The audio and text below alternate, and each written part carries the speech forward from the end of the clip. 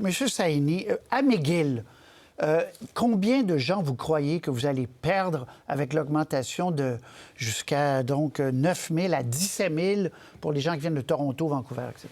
Ça dépendra des programmes. D'abord, laissez-moi dire que le français, c'est cinquième langue.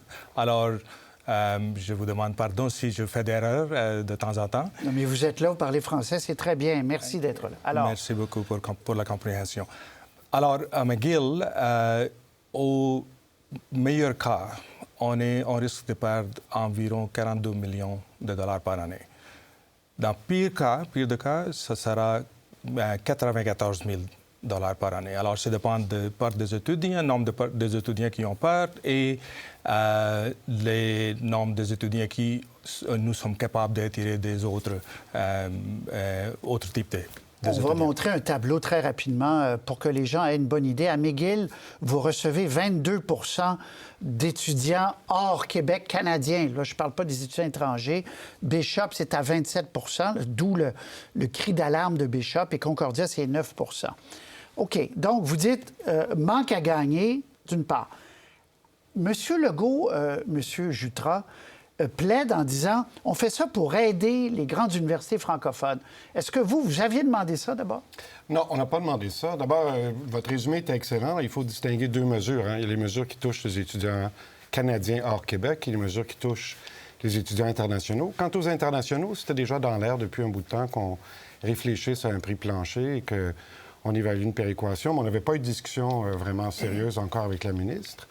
Et les mesures qui ont été annoncées pour les étudiants hors Québec, ça ne faisait pas partie de la discussion. C'était une nouvelle pour nous.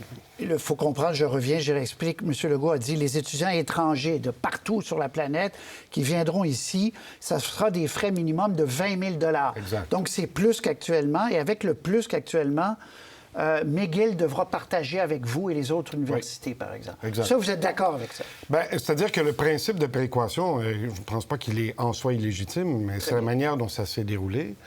Et puis la mesure elle-même, là, comme on l'a constaté, qui met en péril certaines universités. Bishop au premier chef, je comprends que ça a des conséquences aussi pour Concordia et McGill. Mais les universités à Chartres, en tout cas, les 5 universités francophones à Chartres ont réagi tout ensemble pour, je pense, inviter à réévaluer cette mesure qui avait des conséquences assez dramatiques. Donc, vous demandez de réévaluer. Les étudiants qui viennent du Canada, est-ce que là, c'est pas aussi un problème pour vous? Bien, non. Bien franchement, là, moi, j'en ai à peu près 200 étudiants qui viennent... 200 au total? Au total, oui. Donc, pour moi, c'est un enjeu de principe plutôt qu'un enjeu financier de notre côté. Là. Et vous comprenez votre collègue, vous... Je comprends son inquiétude, en effet.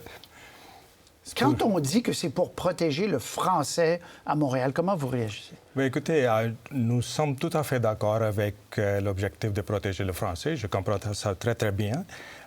Et McGill a déjà fait beaucoup de notre part pour améliorer la francisation de nos étudiants. Mais c'est ce que nous avons fait maintenant. Au contraire, le gouvernement avait proposé qu'on réduise le nombre des étudiants qui entrent au Québec. C'est ce que nous avons proposé avec des autres universités anglophones et de laisser venir à Québec, mais de les franciser, de les mieux intégrer dans le milieu francophone et le milieu québécois, dans la culture québécoise, et de profiter de la société pour de main-d'œuvre qui vient de l'extérieur, la main-d'œuvre hautement qualifiée. Alors, ça, c'est notre proposition contre la proposition du gouvernement. Vous dites que vous voulez franciser 40 des étudiants du reste du Canada qui viendraient ici. C'est votre contre-proposition. La contre-proposition était que nous avons offert les cours de français à tout le monde, dont 40 vont atteindre le niveau 6, c'est-à-dire le niveau intermédiaire de compétences en français. Okay. Est-ce que vous avez eu une réponse du gouvernement, là? On attend la réponse, toujours. Vous avez rencontré M. Legault? Oui, on a rencontré M. Legault il y a presque une semaine et il nous a dit qu'il va répondre bientôt et on attend la réponse. S'il y a moins d'étudiants canadiens qui viennent étudier à Montréal, à McGill, Concordia, est-ce que vous faites un gain avec ça, vous? Qu'est-ce que ça change dans votre vie à l'Université de Montréal? Écoutez, on ne peut pas vraiment déterminer maintenant quel serait l'impact de ça. Évidemment, s'il y a moins d'étudiants canadiens qui viennent à McGill, il est possible que McGill recrute plus agressivement ou Concordia recrute plus agressivement au Québec. Donc, je pense que c'est à peu près certain qu'il y aura des conséquences pour les universités francophones, pas seulement la mienne. Moi, je vous dirais, l'objectif de francisation est un objectif sérieux. Je constate que mes collègues le mettent de l'avant à juste titre. Il y a des inquiétudes quant à la situation du français à Montréal en particulier. Je constate que leur objectif est très ambitieux. Là. Celui que M. Saini vient d'évoquer est très, très ambitieux. Et moi, j'ai dit à la ministre de l'Enseignement supérieur que nous, on lève la main. S'il y a des efforts qu'on peut faire de notre côté pour aider les universités Il peut y avoir des échanges. Absolument. Quelques semaines pour mieux apprendre le français. Oui. Il y a une grande expertise à l'Université de Montréal, par exemple, en francisation. Nous, on francise des centaines d'étudiants chez nous. Puis on collabore avec le ministère de l'Immigration, par exemple, pour fixer les tests, fixer les barèmes de compétences. Donc, on est prêt, nous, à aider. Puis on est, je pense, en mesure de le faire avec les ressources dont on dispose et les mesures que le gouvernement pourrait vouloir ajouter dans ce cadre-là. Mais est-ce à dire, M. Jutra, que vous dites au gouvernement Legault, vous n'avez pas besoin d'augmenter les frais de scolarité pour les étudiants canadiens? Est-ce que vous allez jusque-là? Non, je pense que ce qu'il faut dire, c'est que c'est malheureux, en fait, qu'on ait lié ces deux questions, la question de la protection du français et la question des frais de scolarité ou de la juste répartition des ressources qui sont disponibles en raison de la présence de ces étudiants. D'abord parce que, comme on l'évoquait dans votre sommaire, c'est le mauvais message à envoyer à des étudiants hors Québec qu'on ne souhaite pas qu'ils soient là. Il y a certains commentaires qui ont été faits suggérant qu'il y avait trop d'étudiants anglophones au Québec. Ben oui, c'est ce que le gouvernement dit. Oui, bien, écoutez, c'est le mauvais message. Montréal est une ville accueillante, cosmopolite, avec une réputation mondiale. Nos universités sont des universités de classe mondiale. On veut attirer chez nous des gens comme ça, y compris des étudiants qui viennent de l'extérieur du Québec, qui viennent du Canada. Donc, c'est le mauvais message. Ceci dit, comme je l'évoquais d'entrée de jeu, il y a quand même des déséquilibres de financement entre les universités francophones et anglophones qui sont liés à la formule de financement pour les étudiants hors Québec et internationaux.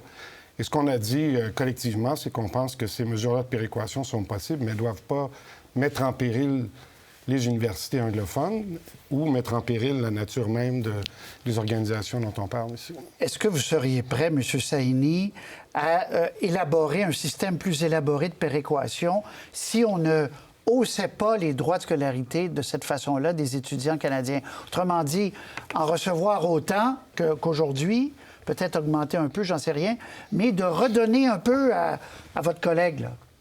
Mais écoutez, au départ, le système universitaire au Québec est très, très mal financé. On a un écart de 1,4 milliard de dollars en rapport avec nos homologues à l'extérieur du Québec. Alors, quelques millions de dollars qui sont retirés d'un groupe d'universités et donnés à un autre groupe d'universités ne va pas régler le problème. Pour régler le problème, il faut injecter plus d'argent dans le système. Et si on s'attend sur ce point de départ, qu'aucune université sera le perdant, alors dans ce cas-là, on est prêt à discuter un système de péréquation où, en allant en avant, on peut faire quelque chose. Mais pour créer les gagnants et manquants en ce moment, avec l'état de financement qu'on a déjà très, très mal ici au Québec, je ne pense pas que c'est une bonne idée de faire ça. Donc, est-ce que vous seriez favorable à ce que le gouvernement batte en retraite quelques semaines, réfléchisse et arrive avec quelque chose où tous les responsables seraient d'accord? Oui, bien ça, c'est certain qu'on souhaite collaborer à cette conversation-là. Oui, on veut y participer. Donc, vous demandez au premier ministre de mettre sur pause ces mesures? Bien, c'est déjà le cas dans une certaine mesure. On a des conversations, en tout cas, moi, j'en ai eu. Je sais que mes collègues anglophones en ont de manière continue avec la ministre Derry, qui est à l'écoute, je dois dire, et avec le premier ministre. On verra au cours des prochains jours, des prochaines semaines, s'il y a une réévaluation de ces mesures, mais les résultats que l'on voit maintenant et la menace qui pèse sur les universités anglophones et le sous-financement qu'évoque mon collègue, ce sont deux éléments que l'on doit avoir sur la table. Quand vous dites sous-financement, ça nous renvoie tous au fameux débat social qu'on a eu au Québec, dans les rues. Et vous dénoncez le fait qu'on n'ait pas réussi à augmenter les droits de scolarité au Québec? Vous trouvez trop bas les droits de scolarité au Québec? En fait, c'est pas ce que j'ai dit. Là. Non, il y a quelques sources de financement. Il y a les droits de scolarité, puis il y a l'argent qui vient du ministère, évidemment. Quand on a maintenu, et c'est un choix social que je ne remets pas en question, les frais de scolarité très bas, il a fallu aussi prendre la décision de combler la différence avec des fonds publics. Il y a eu des efforts qui ont été faits ces dernières années, mais là, comme l'évoquait M. Saini, il manque 1,4 milliard à peu près par année au financement des universités. Et les mesures dont on parle maintenant, ce n'est pas du nouvel argent, c'est la redistribution des enveloppes existantes. Nous, ce qu'on demande, c'est du nouvel argent. C'est ça. Si je peux ajouter quelque chose, la différence entre le financement de l'université, ce n'est pas uniquement à cause de la différence des étudiants étrangers. Et il y a de différents types de programmation. M. Jutra a écrit un article dans la presse, je pense, qu'il y a un mois, où il a, avec grande clarité, il a expliqué comment la différence des financements de l'université c'est causé par le type des étudiants qui ont différents types de programmation entre différentes universités. Alors, ce n'est pas uniquement à cause des nombres des étudiants étrangers. Il me semble qu'on a dessiné des solutions. Vous prenez une partie des étudiants canadiens pour leur apprendre le français à l'Université de Montréal. Avec plaisir. On règle ça. Vous envoyez un chèque pour ça à l'Université de Montréal. Le gouvernement vous paye pour... Parce que ça, quand même, ça peut faire mal à la réputation internationale de Montréal comme ville universitaire, ce débat, non? Tout à fait, oui. Et en plus, ça ne vise pas tous les étudiants. On a parlé beaucoup des étudiants de manière un peu indiscriminée. Ça vise les étudiants au premier cycle, d'abord et avant tout. Les étudiants au cycle supérieur ne sont pas visés par cette mesure. Mais je crains, moi, que ces étudiants au cycle supérieur, il y en a beaucoup à travers le monde qui veulent venir à McGill, à l'Université de Montréal, à Laval, dans toutes les bonnes universités que l'on a au Québec, un réseau très fort au Québec. Je crains que ces gens-là aient mal compris et qu'ils se disent, OK, peut-être qu'on n'est pas bienvenu au Québec. On est moins bienvenu au Québec, ce qui serait dommage en quelques secondes. Ce serait dommage. J'étais à Hong Kong avant-hier. La seule question qu'on pose, c'est qu'est-ce qui arrive à Québec avec les frais de scolarité.